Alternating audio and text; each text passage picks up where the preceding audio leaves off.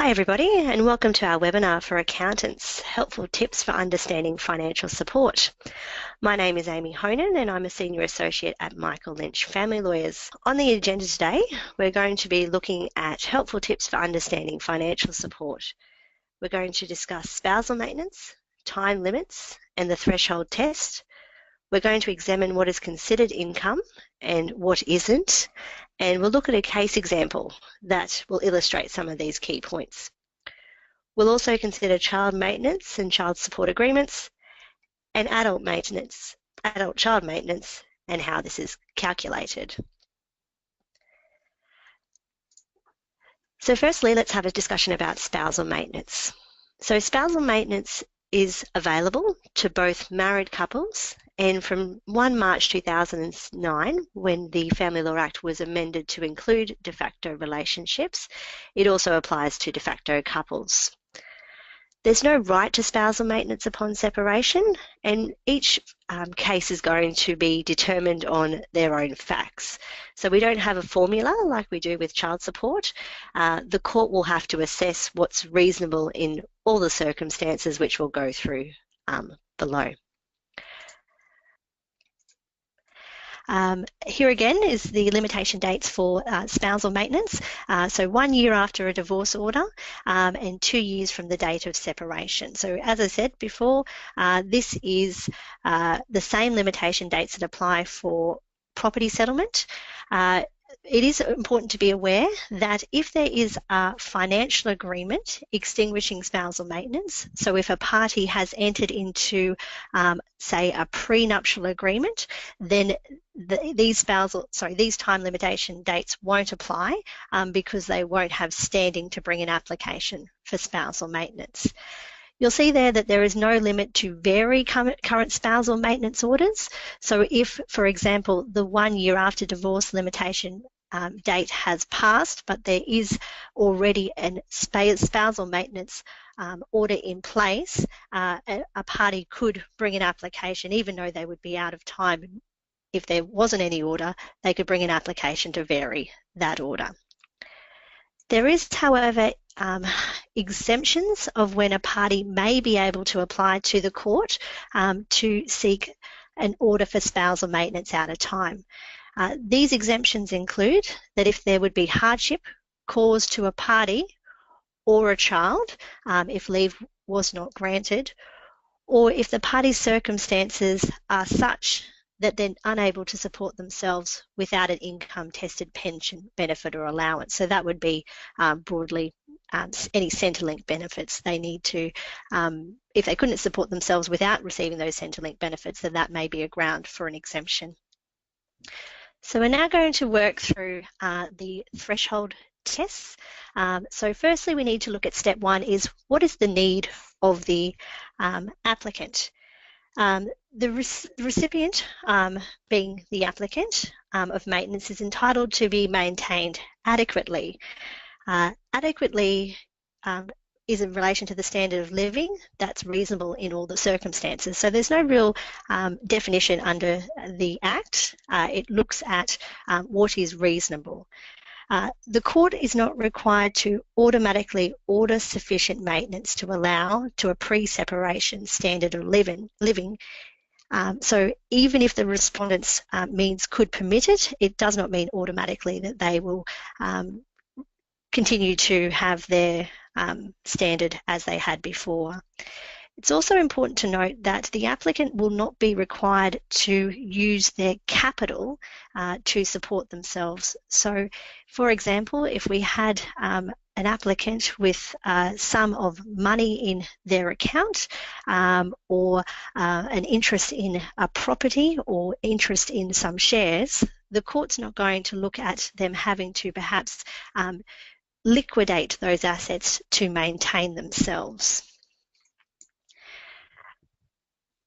The applicant also will need to show that one of these exists for them to have a basis for their spousal maintenance claim. So does the applicant have primary care of a child or children under the age of 18? Does the applicant's age or physical or mental incapacity make it inappropriate for them to gain employment? Or any other adequate reason. So a bit of a catch-all there. Now we'll move on to step 2, which will look at the capacity of the respondent. So the respondent will be seen to have capacity to meet the applicant if they are assessed after determining what their reasonable expenses are, that they have surplus available to meet the applicant's need for spousal maintenance.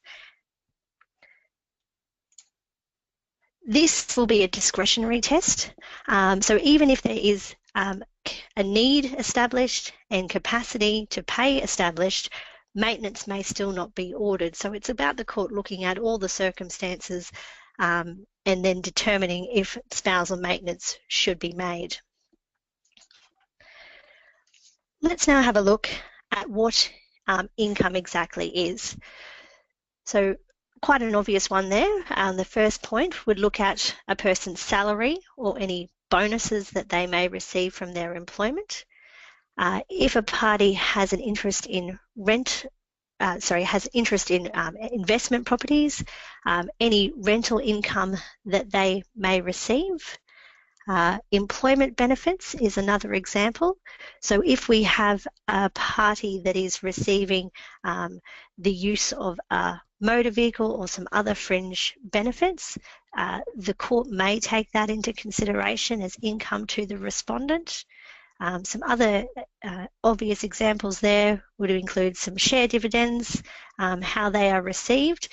The court may take into consideration if we have shared dividends that are automatically reinvested, the court may say, well, that's an income available to that party and determine that that's income even though they had perhaps decided during the relationship to actually reinvest those dividends.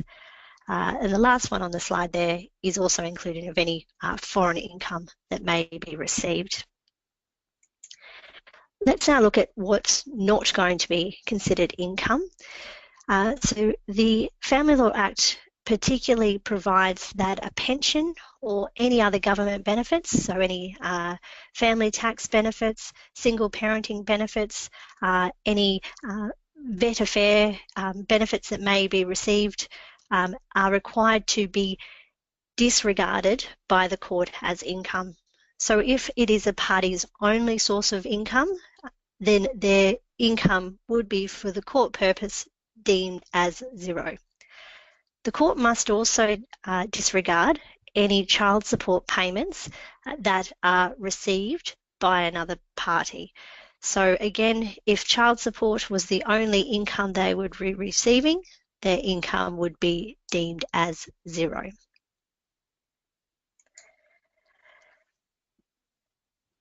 Under the step 1 and 2, the applicant and respondent have to, when calculating what their need and capacity is, will look at their reasonable needs. It's important that in calculating the average weekly expenses, that the parties leave out any expenses referable to the children, because this is a spousal maintenance claim. Having said that, the court will usually accept that the apportionment of expenses such as rent or mortgage payments, petrol, transport, between members of a household is a difficult task which can't be precisely undertaken. So, for example, you might have the grocery bill coming in at $200 a week, and if we've got one child who is 5 years of age, an apportionment might be $120 to the adult who's seeking the spousal maintenance and $80 apportioned to the child. So you can see there a few number of expenses. I won't go through them all, and this isn't an exhaustive list, but it is just some to get you thinking about what those expenses would be. It's not uncommon for us family lawyers to seek for accountants to assist our clients when they're calculating what their expenses are, as you guys out there are a bit of the experts with the figures. So we would have perhaps the client sit down with an accountant with their bank statements and their receipts to just work out what their weekly expenses are, which may be what's your bill to RACQ for your insurance every year, divide it by 52 to work out a weekly amount, or what's your payments for the car loan repayments per month, times them by 12 to get a yearly amount, and then dividing it by 52 to work out what the weekly amount would be. Here's some further examples as well as to those reasonable needs. The court must also look at what the applicant, the person who's seeking the spousal maintenance, will do to mitigate their need for spousal maintenance. So there's a few following generalisations. Again, will each depend on their facts, but something to help you understand what the court might expect of a party. If we had a young applicant who did not have any children, the court would usually see that they should seek some paid employment. If we had, for example, another scenario of an applicant who had no skills or had been out of the workforce for a significant period, the court would accept that there was a period that they may not undertake any paid employment for a period to retrain or update their skills. Another example, if we had parents with very young or preschool children, the court may not expect them to seek full-time employment and consider that part-time employment around that child's routine and schooling hours may be more appropriate. Again, it may depend on whether they had been out of the workforce for some time and that there may be some part-time employment or some retraining while the child or the children are of a non-school age.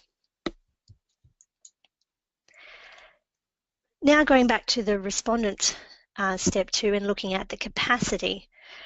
The respondent's capacity to pay is not assessed merely on income, but also on their property, their financial resources, which could include if there was an expectation of an inheritance, but this is only in very particular circumstances. So perhaps if the person whose estate it was had passed but the estate had yet to be distributed, or if the person had lost testimonial capacity, then the court might look at an expected inheritance being a financial resource.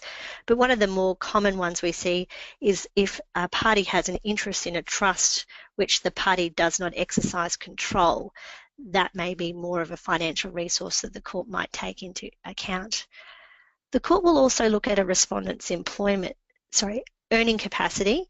So if we had a party who was working full-time hours during the relationship, and when an application for spousal maintenance was made, they then reduced or terminated their employment, the court could determine that their capacity is higher than their actual income.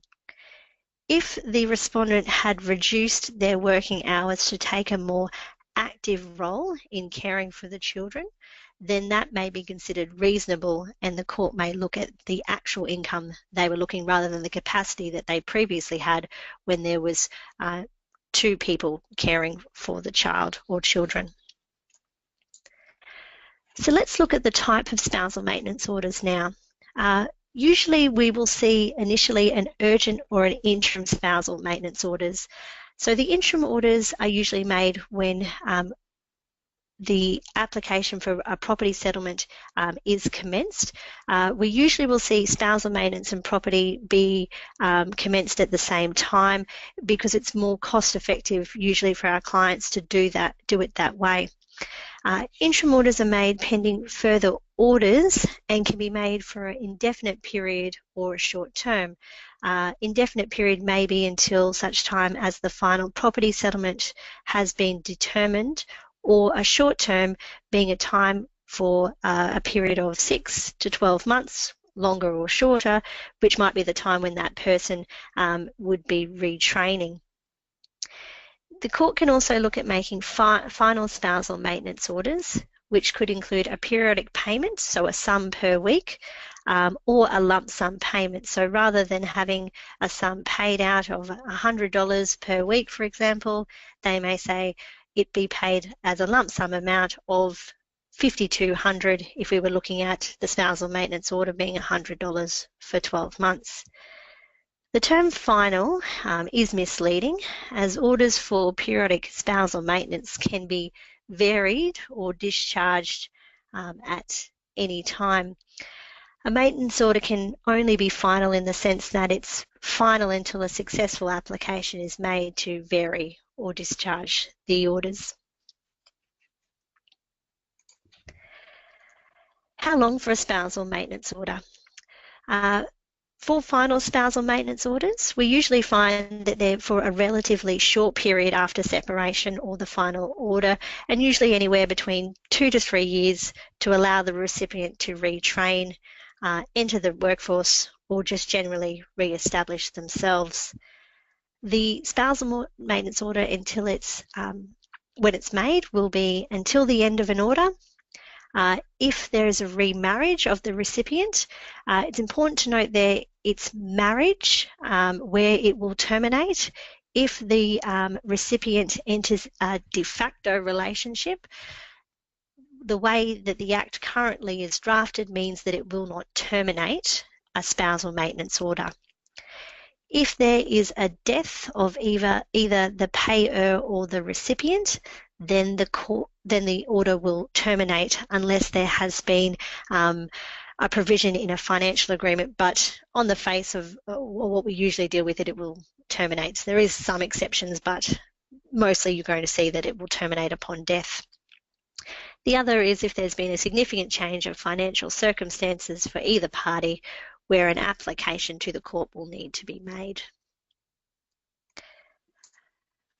Okay, let's lighten things up a bit now with a case example. So here's the background facts. We have Brad and Angelina. Just 2 names that I've picked out, no inspiration at all, but they've separated after a 12-year relationship. They've got 3 children, 10, 6 and 3, and all 3 children are currently living with Angelina. The 2 older children are attending school, but the youngest, given its tender age of 3, is too young for formal education, is not currently attending daycare, and is cared full-time by Angelina. Brad's employed as a pilot, and his roster changes week to week. He has an 8-week rolling roster, which means at times we can only know 2 months in advance what his roster is going to be. There's also periods where he is on call during that roster, which means that even if he thinks he can have those days off, he may be called in. Due to his rolling roster, he's only able to give Angelina 48 hours notice when he can have time with the children. He'll usually only have 1 to 2 day blocks, and it'll always be on different days, again because of the rolling roster. So going back to that threshold test, what is Angela's need? Angela has previously worked as a nurse. She hasn't worked since the birth of their first child. She receives family tax benefits of $250 a week and child support from Brad of $500. She is living in the family property with the children, and Brad's currently paying the mortgage of $500 per week. Angela has sat down with her accountant and worked out that her expenses to run the household are $2,000 per week. She breaks it down for being $1,000 for the children and $1,000 for her own expenses. I'm going to open up a poll now. What is Angelina's need for spousal maintenance?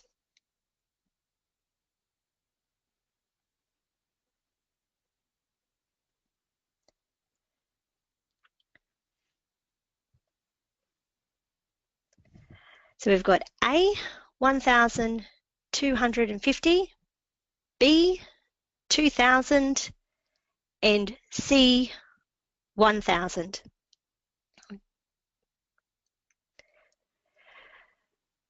some quick maths in your head there. Apologies. I thought if I've got this audience with accountants, they're the perfect recipients for the maths questions. Okay, we'll close this poll and have a look at the results. Okay, so we have 67% for B for 2,000 and 33% C for 1,000. The correct answer is C, 1,000. Let me talk you through that question. So the court has to look at Angelina's expenses when we're looking at a spousal maintenance. So whilst she's spending $2,000 per week in total for her expenses, her own expenses are $1,000 and the children's would be considered separately by the court for the $1,000, which the $500 child support that Brad pays is to go towards those. Okay, let's have a look at another question. Again, looking at Angela's need. So Brad stops paying the mortgage at the $500 a week, and the outgoings, utilities and rates, which are calculated at average about $100 per week. So we're totaling those at $600 per week.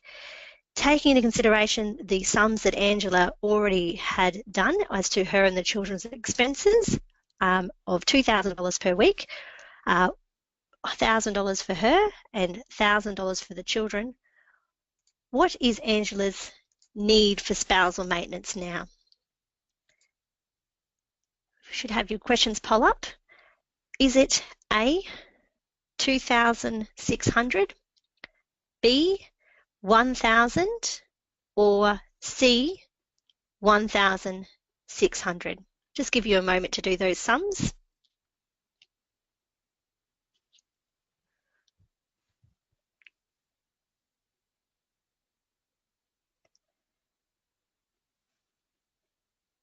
Okay, we'll close that poll. And we've got 100% right for C, 1,600.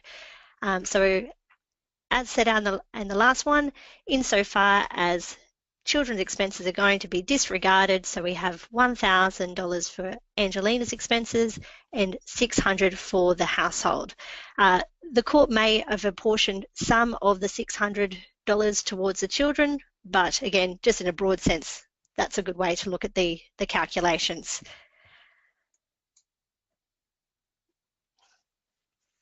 Let's look now at Brad's capacity, so step 2. So again, some calculations. So Brad's salary is $5,000 net per week. He's a pilot, so he also receives a travel allowance of approximately $100 per week. His personal expenses are $3,100 per week, and he's paying child support to Angelina of $500 per week. Put the polling question up. What's Brad's capacity to pay spousal maintenance to Angelina? Is it A, 0, B, 1,500, or C, 5,000? Bit more tricky, these calculations, sorry.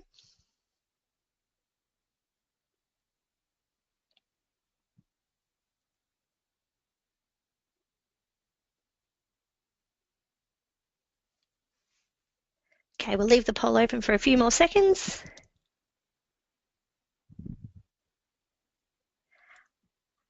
And we'll close it up. Okay, the answer is B, 1,500. So some quick maths there. We had Brad's salary of 5,000 plus 100, made his income as 5,100. Take away his personal expenses of 3,100, gives us a subtotal of 2,000. Take away his child support he pays of 500, means that he has income left over week to week of 1,500. Just before we move on to the last polling question, just to have some discussion about what would Angelina have to do to mitigate her need for spousal maintenance. Again, this didn't have a clear-cut polling question, so I've put it up more as a topic. So in circumstances where Angelina had been out of the workforce for 10 years as a nurse and it may be that she's able to satisfy the court that her skills need up training. She may be able to say that she does not have any capacity to work until she's undertaken those studies. She may also be able to convince the court that she doesn't have any capacity to undertake any part-time employment given the youngest child's age, insofar as the child does not attend formal schooling, and also she needs to make herself available as such at short notice to care for the children, given Brad's rolling roster, and also his days that he spends time with the children are never the same. So she may have difficulties in obtaining spots at a daycare centre or spots at after-school care, given the care arrangements. So just a bit of food for thought in relation to that mitigation. So if the court has found that Angelina's personal expenses are $1,000, the expenses for the household where her and the children reside, which Brad isn't paying, is $600, she has a need of $1,600. We've worked out that Brad has excess income of $1,500 per week.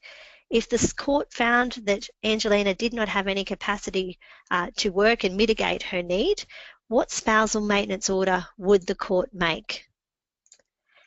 A, 0, B, 1,500, or C, 1,600. Last polling question, I promise. You can put your calculators away after this.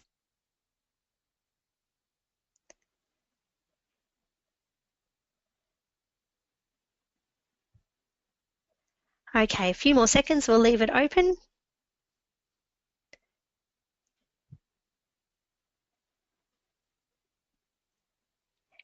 And we'll close the poll. The correct answer is 1,500. Whilst Angelina has a need of 1,600, the court can only make an order as to what Brad actually has. So they won't make an order for him to go into his reasonable expenses if he's already allocated those funds for his other means. Okay, so that's finishing up on spousal maintenance. We'll now move over to child support. So child support is financial support for children in in Australia, it's generally determined by an administrative assessment of child support by the Child Support Branch of the Federal Department of Human Services. So this is commonly referred to as the Child Support Agency, and until the late 2000s, when there's been a change of government, that's what it was known as. For the rest of the slides, just for ease of my tongue, I'm going to call it the Child Support Agency. Upon separation, no child support assessment will automatically be made. In practice, most applications are made by the parent with the primary care at the same time as they apply for Centrelink benefits. This is as Centrelink requires them to do this before they will give them the benefits. Child support assessment will usually be between the parents. There is some stages where step parents and non-carers can make applications, but the more common ones we see are between the mum and dad. If there is any issue of paternity, then an application can be made to the court for DNA testing if the father is not listed on the birth certificate or he disputes that there is that he is the father. How much child support? Different formula insofar as it differs from the child maintenance, where we sit down and calculate what the reasonable expenses are. The child support formula is looked at what are the financial circumstances of each parent. That will be calculated from their income. The agency will then look at taking from that income a self-supporting amount, which varies year to year. For 2017, this self-supporting amount is $24,154. The agency also looks at the ages of the children. So it has one set cost for children between 0 to 13. It then has a separate cost for children from 13 to 18. And if there is more than one child and one child falls into the first bracket and the second child falls into the other bracket, then there's a whole different formula again. It also looks at the level of care each parent provides for the children, and we'll go through that in a little more detail later in the slides. It's important to note that it looks at the nights of care. So if a parent only has daytime only contact with a child, then they would be deemed to have zero care. It does determine on the number of nights. If a parent has the obligation to support other children, children of their own or stepchildren, then that can be considered in a child support assessment. You'll see there that there's also a link to a calculator, which will be the much easier way to calculate the child support payment, because there is percentage cares, income percentages. It is a very complex formula and is what I usually use, and something you can give to your clients if they want to work out what they may be assessed to pay or what they may receive. There is an option for a party, either the party paying the child support or the party receiving the child support, to make a change of assessment for that amount. This is not unusual because the formula is a one-size-fits-all kind of formula, and that's not going to work for every family. Some of the reasons that a party may be able to apply to the child support agency to vary the administrative assessment is that there are high costs to spend time with the child. That might apply if one parent lives in one city and the other parent lives in another city of some significant distance, and there's flights and all those other things that need to be paid for to get a child to spend time with that other parent. If there are high costs of educating the child in a manner expected by the parents, so this falls under private school fees.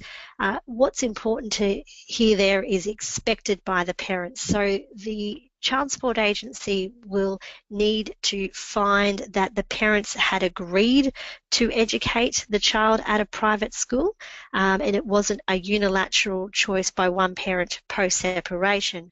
So some of the things that the agency might look for is the signature by both parents on an enrolment form, emails between parties, payment of private school fees by one parent in the past, and then they may have changed their mind and not pay. They're all things that would go to the agency being satisfied that the parents had agreed to educate a child in that way.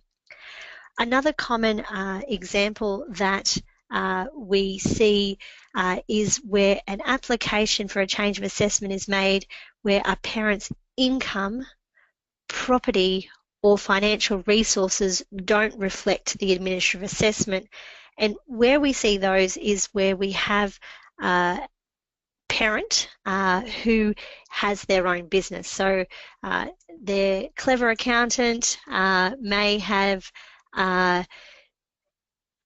been able to make their taxable income lower or run expenses through the business, and so their income is a lot lower than what they're actually receiving. So you may have a client come to you and say that they've received a notice of a change of assessment from the child support agency, and it would be a great assistance if you go through with them to work out what their actual income may receive, because that's what the child support agency will go through. Let's now look at that level of care which I started to talk about before. So there's 5 stages there. Mostly I'll go with the first 3. So if we have below regular care, 0 to 51 nights, which is less than 1 night a week, that's the lowest care. Then the next step up is regular care, which works between 2 to 4 nights a fortnight. And then we would have 5 to 7 nights a week, which would be determined to be shared care. An eligible carer who has shared care can apply for a child support assessment. So if you had a client who only spent time with a child 5 nights a fortnight, so less than equal time, but determined under the child support formula as shared care, they would actually be eligible to seek child support from the other parent. Obviously, depending on the income of the other parent would determine whether they would actually receive any child support. So if the other parent had a lower income, it's likely when you use the calculator they wouldn't be determined to pay any child support. But if they had a higher income than that parent who had the 5 out of 14 nights a fortnight, then they may be deemed to have to pay child support to the other parent. If a parent has below regular care, they are able to seek what's called non-agency payments. So this allows that the other parent is able to make payments to a third party in lieu of making that child support payment directly to that parent. Some of the examples here you can see on the slide are if childcare costs, school fees, private or public, school expenses, school uniforms, books, essential medical and dental items.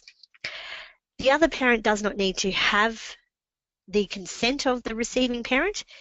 If it's listed in the regulations of the child support legislation, which the examples are, then they can apply to the child support agency for those non-agency payments. Here's some further examples as well. So rent, mortgage, utilities and rates. With the non-agency payments, as I said before, it must have less than 14% care, so less than those 52 nights a year, no more than 1 night a week, and they can only claim up to 30% of their administrative assessment. So if a person had been assessed to pay child support of $10,000 a year and the private school fees that they wanted to pay directly were $4,000 a year and they paid those private school fees, they would only be able to claim 30%, so $3,000, leaving that they would need to pay the child support to the other parent of $7,000 per year. When does child support end? So we have an automatic termination date that it will end once a child turns 18. If the child does attend secondary school when they turn 18, the child support assessment will continue till the end of the schooling year. It is important to know, though, that an application must be made to the child support agency to ask for this extension before the child actually turns 18. So it's not going to be retrospective. It's important that a parent is proactive for that. If we're looking at wanting to do a private arrangement for child support, then there's 2 documents that are available. The first is a binding child support agreement and a limited child support agreement. And I'm now going to go through those 2 agreements to give you some information about the differences between them both. The one us as lawyers see more common is the binding child support agreement. And this is because both parents are required to make the agreement binding on them, obtain independent legal advice about the advantages and disadvantages of entering into that agreement. Because they are obtaining that advice, they can enter into agreement that is more or less than the administrative assessment. So some of the types of agreements that we may see that I have particularly drafted may be where parents have shared care agreement or arrangement in regards to the children, and they want to reach an agreement as to who's going to pay the private school fees, and they may agree that they're going to be shared equally. So we may have an agreement that provides that neither party is to pay periodic child support to the others, so no amount that would usually be found under administrative assessment, and then they are to share the school fees by paying them directly to the school. Other examples that we might see in a binding child support agreement may be payment of private health, how many gap payments are to be paid that aren't covered by their private health fund, or any extracurricular activities or school uniforms. So any cost that goes to the child can be included in that binding child support agreement.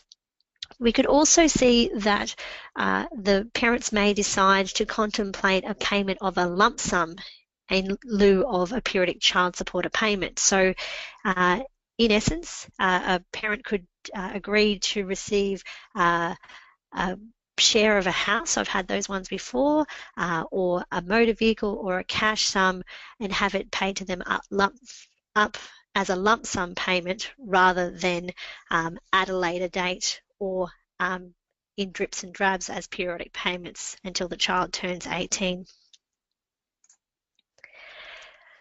The binding child support agreement can only be terminated by entering into a new binding child support agreement. It means, therefore, that one parent can't simply decide to terminate the agreement, and if the other party doesn't agree, they could only make an application to court. Very limited grounds in being able to set aside these agreements, and that's another reason why the independent legal advice is required.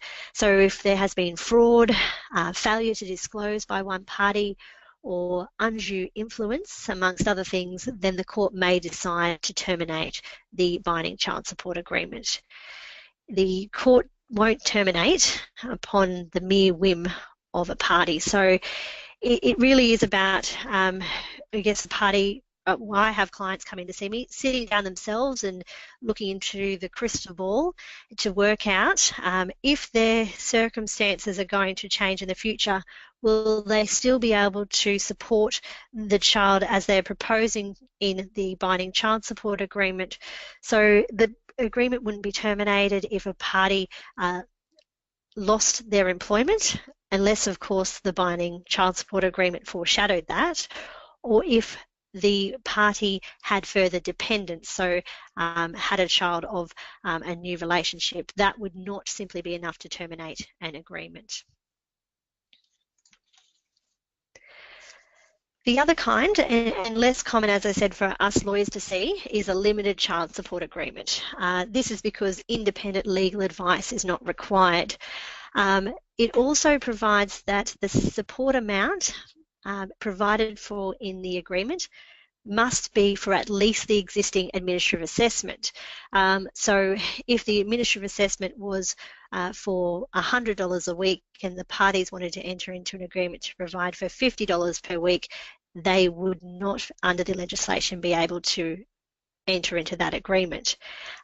If the administrative assessment changes more than 15%, so administrative assessments will reissue every 18 months or so, given, or if a party lodges their tax return which changes their income, a new assessment would come out. So if it increased significantly or decreased significantly, either party may terminate the agreement. It may also be unilaterally terminated if it's more than 3 years old. So a lot more grounds to set aside a limited child support agreement than the binding child support agreement. Okay, we're moving on to the last topic now, which is adult child maintenance.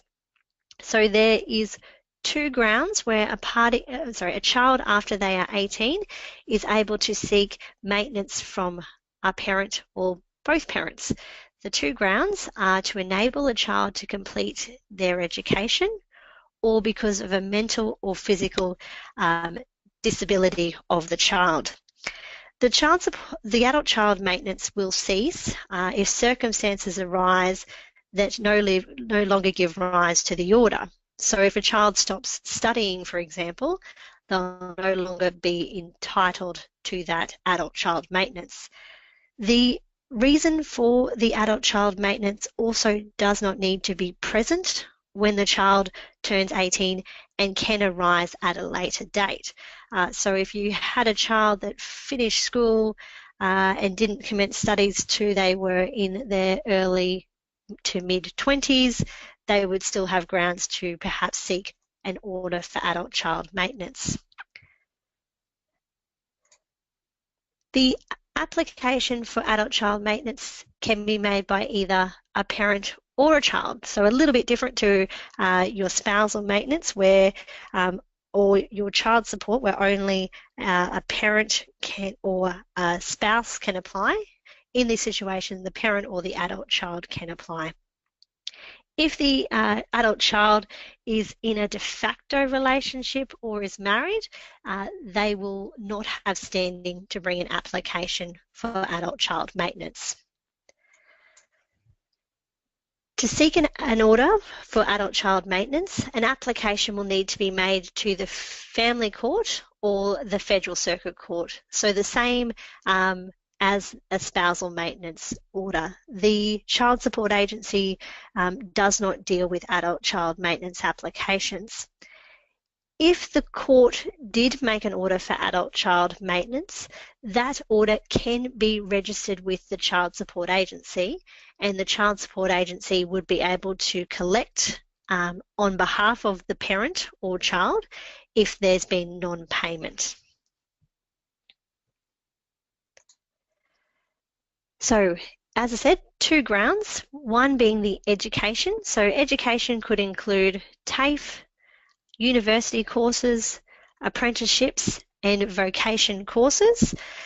We don't usually, however, see adult child's maintenance being paid for children who want to, adult children who want to undertake postgraduate degrees. So how do we calculate the adult child maintenance? So similar to the spousal maintenance, except for the child, what are the necessary expenses of the child? So we could look at some living expenses, so share of food, transport costs, and accommodation. For education costs, this could include study material or university fees. It's not going to include your HELP or HECS payments. This is whilst it would be a financial advantage to have the HECS fees paid up front, it's not considered by the court to be a necessary expense. For children with special needs, their necessary expenses would be those associated with their disabilities, so any costs for their medical bills or medication, rehab, all those things would be coming into the banner of their medical, of their reasonable expenses. This next step has to look at what contribution the child can make to their reasonable expenses. So there is an expectation by the court that they will contribute to their own support. So do they have any ability to work part-time? That would again be a discretionary thing for the court to look at. So if we had an adult child who was undertaking studies in medicine and had to do a number of hours of prac work and a number of office hours at university, then the court may determine that they didn't that they don't have any capacity to undertake any part-time work. If we had, however, a student who was doing a more flexible degree where it was only hours at uni of 10 contact hours per week, and they didn't have to undertake any significant training, then the court may say, well, there's some capacity to work on weekends to mitigate the need. If we're looking at a child who has a disability and they're claiming adult child maintenance, they would need to look at the medical evidence if they cannot work. So their treating doctor would be able to provide perhaps a report as to what kind of work they could undertake and for how many hours.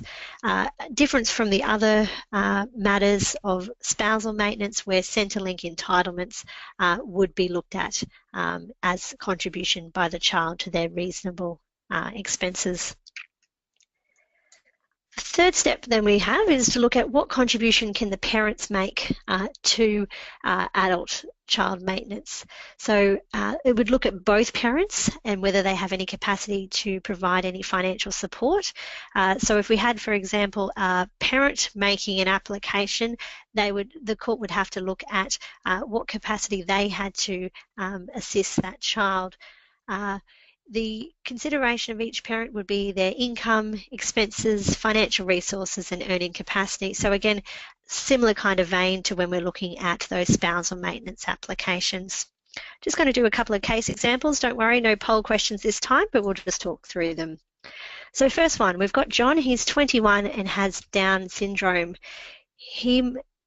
John and his mum receive Centrelink benefits, and John's average weekly expenses are $390. He is able to work part-time and he earns approximately $50 per week. John's father has a salary of $120,000 per year.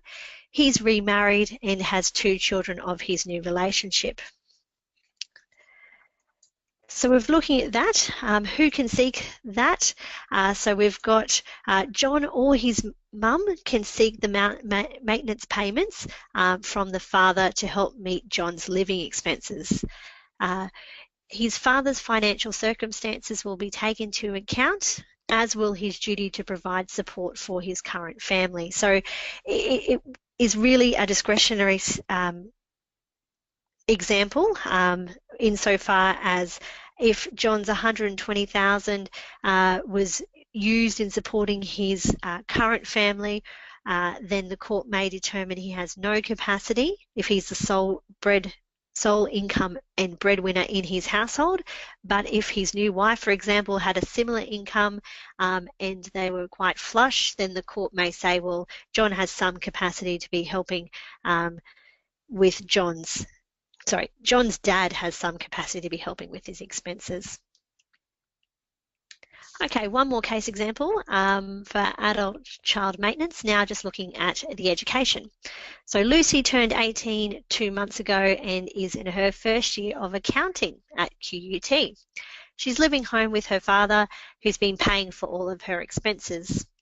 Lucy's mother was paying child support for Lucy until her 18th birthday, but now is not contributing at all to Lucy's support. So again, who could make an application for adult child maintenance and how much?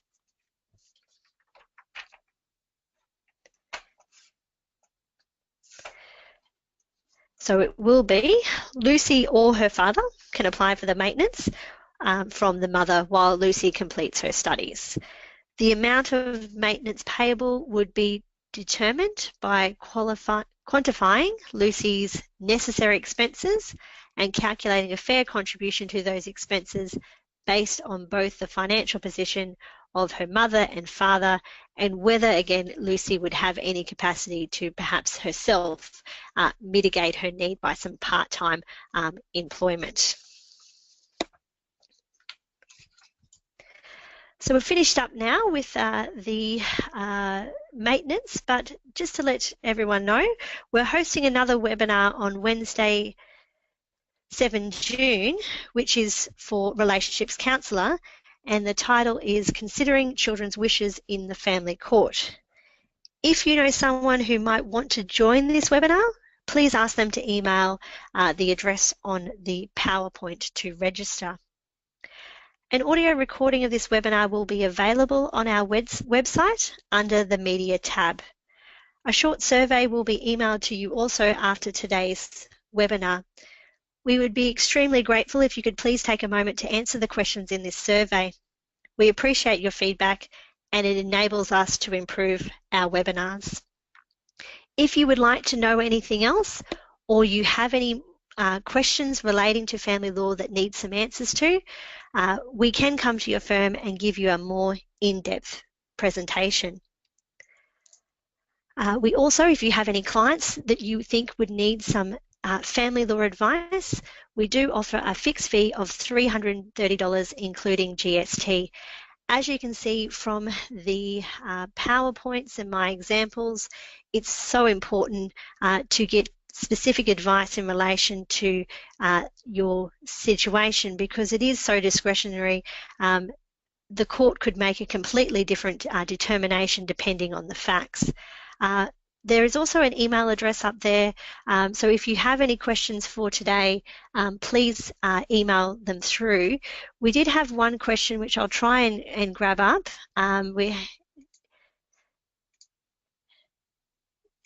which we're having a bit of trouble getting.